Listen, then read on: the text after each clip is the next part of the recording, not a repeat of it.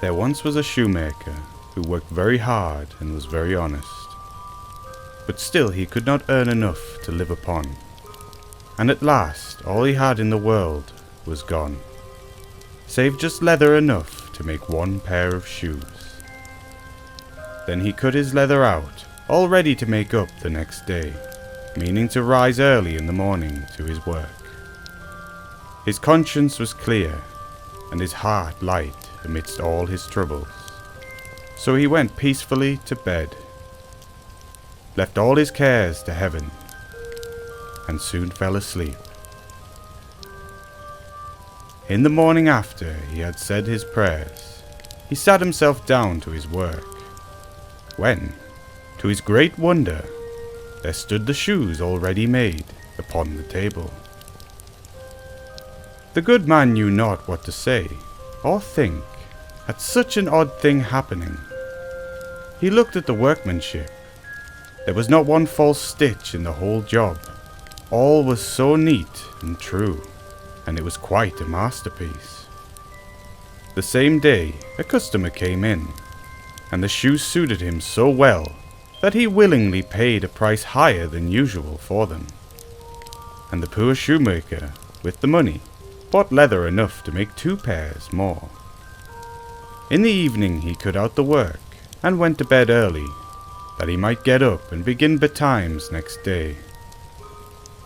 But he was saved all the trouble, for when he got up in the morning the work was done ready to his hand. Soon in came buyers, who paid him handsomely for his goods, so that he bought leather enough for 4 pair more. He cut the work out again overnight, and found it done in the morning, as before. And so it went on for some time. What was got ready in the evening was always done by daybreak, and the good man soon became thriving and well off again. One evening, about Christmas time, as he and his wife were sitting over the fire, chatting together, he said to her, "I should like to sit up and watch tonight, that we may see who it is that comes and does my work for me." The wife liked the thought, so they left the light burning and hid themselves in the corner of the room, behind a curtain that was hung up there, and watched what would happen. As soon as it was midnight, there came in 2 little naked dwarfs, and they sat themselves upon the shoemaker's bench, took up all the work that was cut out, and began to ply with their little fingers, stitching and rapping and tapping away at such a rate that the shoemaker was all a wonder, and could not take his eyes off them.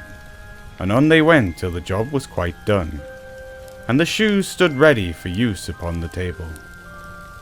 This was long before daybreak, and they bustled away as quick as lightning. The next day the wife said to the shoemaker, "These little wights have made us rich, and we ought to be thankful to them, and do them a good turn if we can. I am quite sorry to see them run about as they do, and indeed it is not very decent, for they have nothing upon their backs to keep off the cold. I'll tell you what, I will make each of them a shirt and a coat and a waistcoat, and a pair of pantaloons into the bargain. And do you make each of them a little pair of shoes." The thought pleased the good cobbler very much.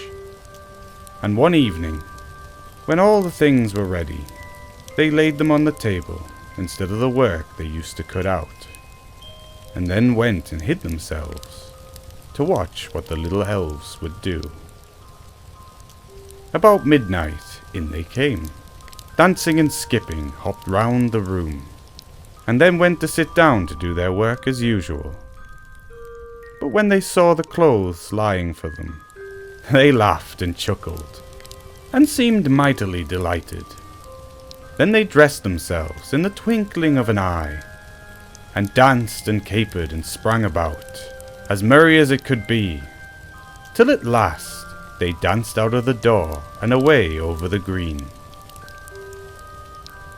The good couple saw them no more, but everything went well with them from that time forward, as long as they lived.